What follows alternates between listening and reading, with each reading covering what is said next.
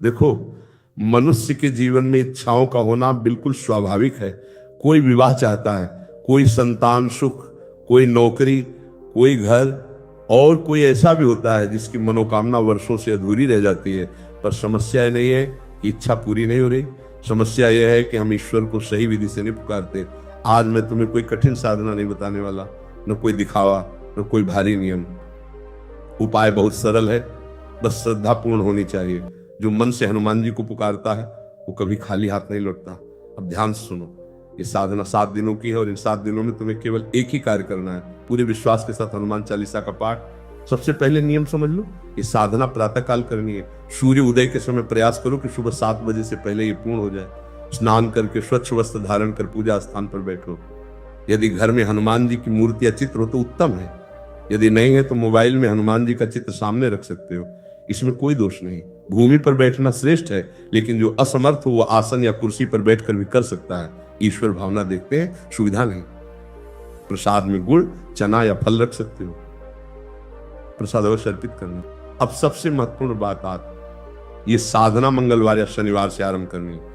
इन दोनों में से किसी एक दिन से लगातार 7 दिनों तक प्रतिदिन 7 बार हनुमान चालीसा का पाठ करना है। पाठ शुरू करने से पहले मन में अपनी इच्छा स्पष्ट रखो। जो भी मनोकामना है उसे हनुमान जी के चरणों में अर्पित कर दो। विवाह की इच्छा हो तो विवाह के लिए प्रार्थना करो, नौकरी चाहिए तो रोजगार के लिए, घर चाहिए तो गृह सुख के लिए। प्रतिदिन वही इच्छा उसी श्रद्धा के साथ दोहराओ। अब इन 7 दिनों में कुछ संयम आवश्यक है। इन दिनों में मद्यपान नहीं करना है, मांसाहार नहीं करना है। जितना शुद्ध आहार होगा उतनी शीघ्र कृपा मिलेगी। ये भय का नियम नहीं है, ये मन को शुद्ध करने का मार्ग है। अब ध्यान से सुनो, यदि तुम्हारी मनोकामना छोटी है तो 7 दिनों में ही मार्ग खुलने लगेगा, और यदि बड़ी है तो समय लगेगा, पर अधूरी नहीं रहेगी। हनुमान जी विलंब करते हैं, इनकार नहीं। स्त्री हो या पुरुष, हर कोई ये साधना कर सकता है, इसमें कोई भेद नहीं। श्रावण मास में यदि ये साधना हो जाए तो फल और भी शीघ्र प्राप्त होता है। बस इतना ही, न दिखावा न शोर, केवल श्रद्धा और हनुमान जी पर पूर्ण विश्वास। राम नाम का स्मरण करते रहो, हनुमान जी तुम्हारी रक्षा करेंगे।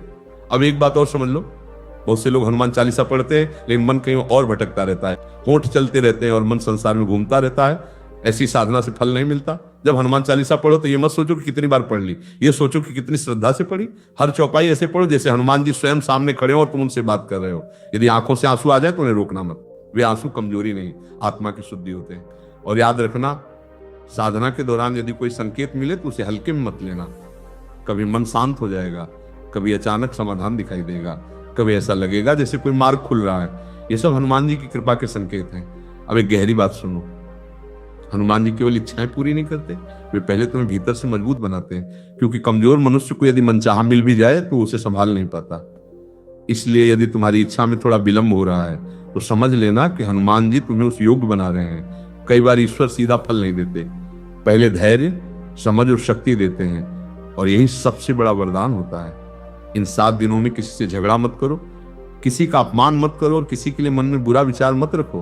क्योंकि जिस हृदय में द्वेष होता है वहां भक्ति टिकती नहीं। यदि किसी दिन मन उदास हो या साधना में आलस्य आए तब भी साधना मत छोड़ना। उसी दिन कृपा सबसे अधिक बरसती है। जब 7वां दिन पूर्ण हो जाए तो हनुमान जी को मन ही मन धन्यवाद देना। कोई विशेष कर्मकांड नहीं, केवल कृतज्ञता। फिर अपनी इच्छा ईश्वर पर छोड़ देना। ये मत पूछना कि कब पूरी होगी, ये मत गिनना कि कितने दिन बीत गए। जिस दिन तुम छोड़ दोगे उसी दिन कार्य बनना शुरू होगा।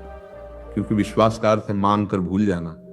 हनुमान जी तुम्हारी परीक्षा नहीं लेते, वे तुम्हें तैयार करते हैं, और जब समय आता है तो ऐसा फल देते हैं जिसकी कल्पना भी नहीं की होती। राम नाम का स्मरण करते रहो, हनुमान जी सदा तुम्हारे साथ हैं। अब एक अंतिम सत्य भी समझ लो, ईश्वर की कृपा कभी शोर मचा कर नहीं आती, वो बहुत शांति से जीवन में प्रवेश करती है। जिस दिन तुम्हारा मन बिना कारण हल्का लगे, जिस दिन किसी पुराने भय का बोझ अचानक कम हो जाए, समझ लेना कि हनुमान जी ने कार्य आरंभ कर दिया है। बहुत से लोग कहते हैं कि उन्हें परिणाम दिखाई नहीं दे रहे, लेकिन वे ये नहीं देखते कि उनके भीतर का भय कम हो गया है, उनकी सोच स्थिर हो गई है और उनका धैर्य बढ़ गया है। यही वास्तविक परिवर्तन। कभी कभी हनुमान जी इच्छा को वैसा पूरा नहीं करते जैसा तुम सोचते हो, लेकिन उससे कहीं श्रेष्ठ मार्ग खोल देते हैं, और बाद में समझ आता है कि जो हुआ वही कल्याणकारी था। इसलिए साधना के समय ईश्वर को आदेश मत दो, केवल समर्पण करो। जो मनुष्य अपना अहंकार हनुमान जी के चरणों में रख देता है, उसके जीवन का भार ईश्वर स्वयं उठा लेते हैं। और याद रखना, हनुमान जी केवल संकट मोचक नहीं है, वे संस्कार दाता भी हैं। वे तुम्हें ऐसा बना देते हैं कि संकट स्वयं मार्ग बदल लेता है।